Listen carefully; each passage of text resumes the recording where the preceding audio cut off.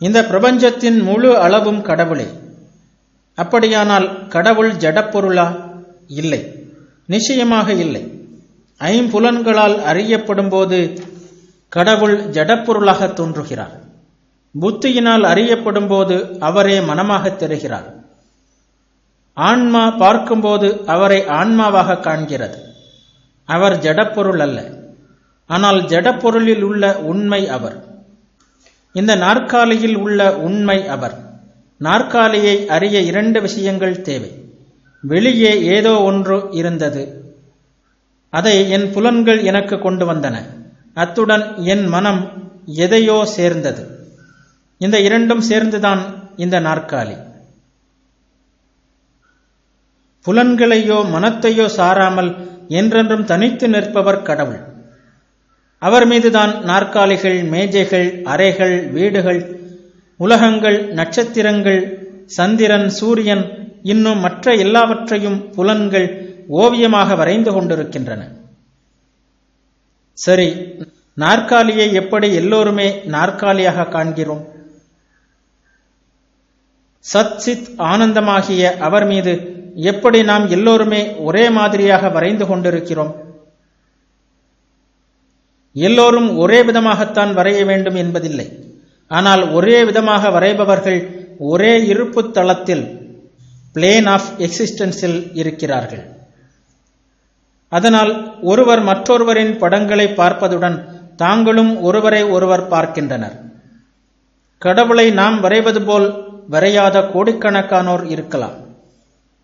அவர்களையோ அவர்கள் வரைந்த படங்களையோ நாம் காண்பதில்லை. இது இருக்கட்டும்.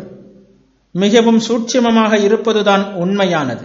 தூலமாக இருப்பது வெறும் தோற்றமே என்பதை தற்கால இயற்பியல் விஞ்ஞானிகள் அநேகமாக நிரூபித்து விட்டார்கள் என்பது உங்களுக்கு தெரியும். அது எப்படி இருந்தாலும் எந்த மதமாவது தற்கால பகுத்தறிவை திருப்தி செய்ய முடியும் என்றால் அது அத்வைதம்தான். அதுதான் பகுத்தறிவின் 2 நிபந்தனைகளையும் திருப்தி செய்கிறது.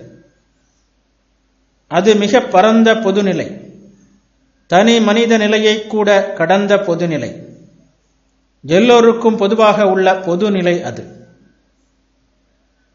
சகுன கடவுளில் நிறைகின்ற பொதுநிலை பிரபஞ்சம் தழுவியதாக இருக்க முடியாது. ஏனெனில் முதலில் ஒரு சகுன கடவுளை நினைத்து பார்க்க வேண்டுமானால் அவர் கருணை வடிவினர், நல்லவர் என்று சொல்ல வேண்டும். ஆனால் இந்த உலகமோ ஒரு கலவை, கொஞ்சம் நல்லதும் கொஞ்சம் கெட்டதும் கலந்ததே உலகம். நாம் நமக்கு தோன்றியதை விட்டுவிட்டு மீதியை ஒரு சகுன கடவுளாக பொதுமைப்படுத்துகிறோம்.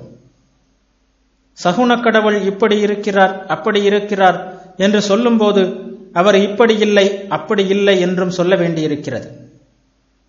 ஆகவே சகுன கடவுள் கருத்துடன் ஒரு சகுன சாத்தானும் இருந்தேயாக வேண்டும் என்பதை காண்பீர்கள்.